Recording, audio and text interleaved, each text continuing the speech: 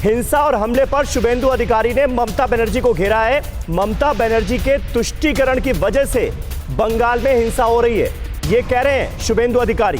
वो कहते हैं ममता बेगम, जी हां, ममता बेगम कहकर संबोधित कर रहे हैं शुभेंदु अधिकारी। वो कह रहे हैं ममता बेगम ने तुष्टीकरण किया है, वो तुष्टीकरण की रानी है।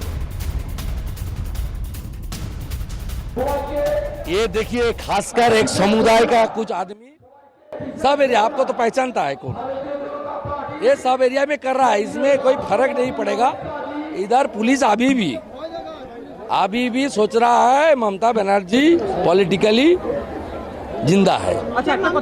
और इलेक्शन कमीशन दिल्ली में चुप्पी साधी बैठा हुआ है। बेगम तो ममता बनर्जी হচ্ছে অ্যাপিজমেন্টের রানী, চিটফান্ডের রানী এবং বেগম। মমতা ব্যানার্জি রেড রোডে ঈদের নামাজ পড়তে যায়, মমতা ব্যানার্জি মঞ্চে দাঁড়িয়ে কলমা পড়ে। और बीजेपी के स्पोक्सपर्सन निखिल प्रसून साहब भी इस वक्त हमारे साथ जुड़ गए हैं। निखिल जी, आपका भी स्वागत है। लेकिन खालिद अब्दुल्ला साहब, शुभेंदु अधिकारी ममता बेगम कहकर संबोधित कर रहे हैं ममता बनर्जी को, और आपको याद होगा कल भी उन्होंने ये कहा कि ममता बनर्जी को क्योंकि ईद मुबारक कहने की आदत है, इसीलिए उन्होंने होली की बधाई की जगह सबको होली मुबारक कह दिया। पश्चिम बंगाल की राजनीति में एक मिनट प्रसून जी एक मिनट, खालिद अब्दुल्ला से सवाल है, उसके बाद में आ रहा हूं आपके पास।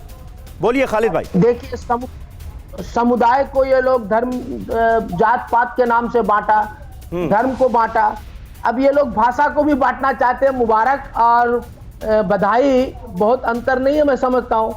बधाई भी उर्दू का शब्द है, मुबारक भी उर्दू का शब्द है।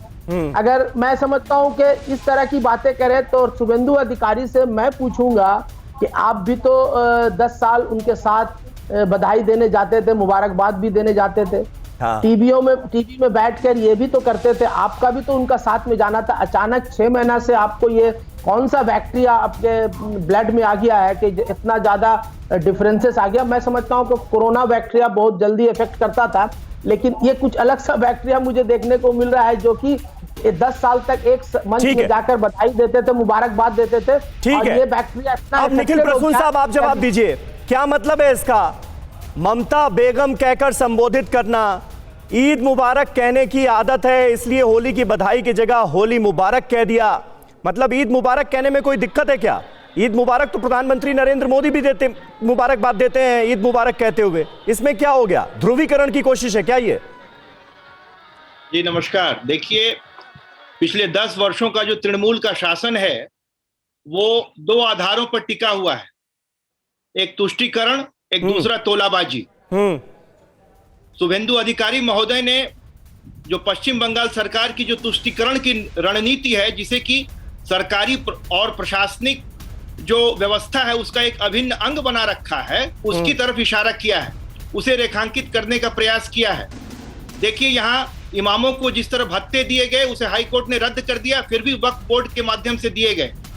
जिस तरह यहाँ पर दुर्गा पूजा में सैकड़ों पिटीशंस आते हैं, या तो अनुमति के लिए या विसर्जन के लिए, जिस तरह सरस्वती पूजा की अनुमति नहीं दी जाती स्कूलों में, जिस तरह रामनवमी के जुलूसों को रोका जाता है और हर एक गांव कस्बे में लोगों पर हजारों केस डाले जाते हैं रामनवमी के जुलूस को निकालने के हेतु, और जिस तरह से यहाँ पे जो घुसपैठिए हैं, जो रोहिंग्या लोग हैं, जो उन्होंने यहाँ पर आतंक का बाजार बना रखा है, जो बम विस्फोटों की फैक्ट्रियां यहाँ चलती हैं, लेकिन ये जो तमाम मुद्दे उठाए जा रहे हैं, आपको नहीं लगता कि इसकी वजह से ध्रुवीकरण होगा, या फिर ये ध्रुवीकरण करने की ही कोशिश है कि लड़ाई 70 बनाम 30 की बन जाए?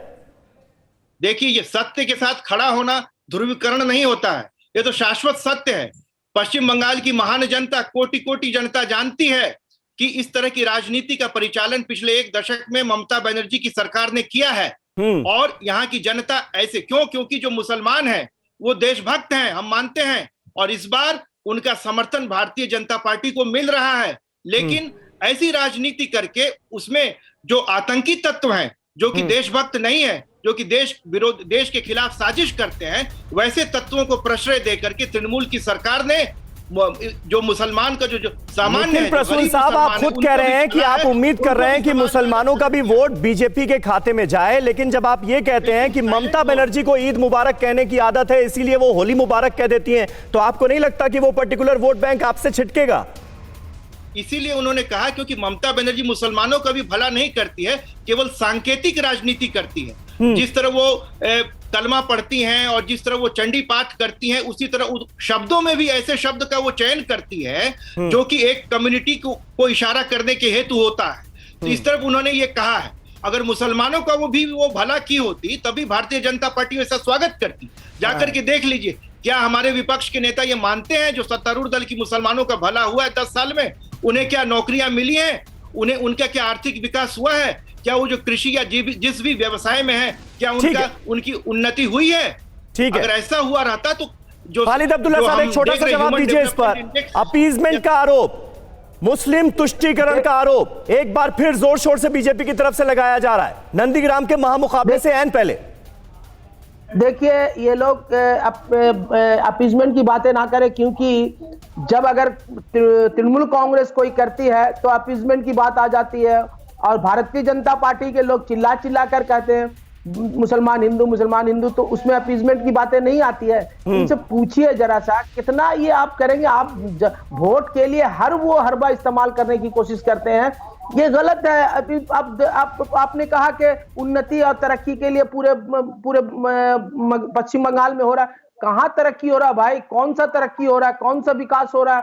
अगर आप इसी मस्जिद, अरे यही तो वो आपसे पूछ रहे हैं कि कौन सा विकास हो रहा है। आपने सिर्फ तुष्टीकरण किया, विकास नहीं किया। उन्होंने कहा कि विकास में हम लोग सब आगे हैं। कौन सा विकास आपने किया? आपने यही विकास किया कि 10-15 लाख रुपया देने की बात को आप विकास समझते हैं? फिक्र आपकी, सोमवार से शुक्रवार रात 9 बजे सिर्फ TV9 भारतवर्ष पर।